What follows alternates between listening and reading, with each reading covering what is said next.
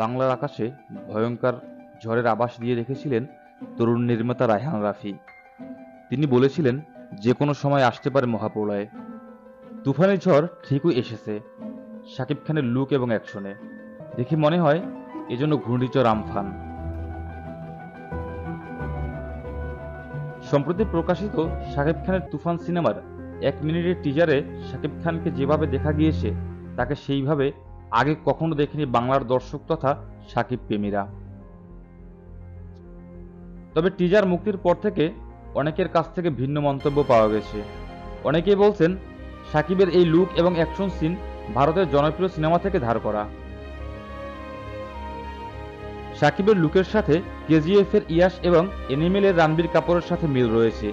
এই বিষয়ে নিঃসন্দেহে বলা যায়, পরিচালক রায়হান রাফি এই দুই সিনেমার সাথে মিল রেখে তুফানের টিজার বানিয়েছেন। তাই তো শাকিবের লুক এবং গেটআপ দেখে মনে হয় এজন্য কেজিএফ এর রকি ভাই।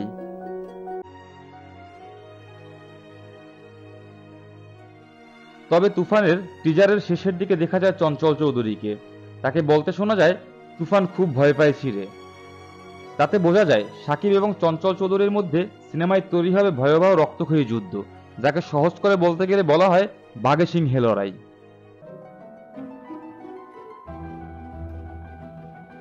এর আগে রায়হান রাফি বলেছিলেন, তিনি কেজিএফ এর মতো সিনেমা বানাতে চান।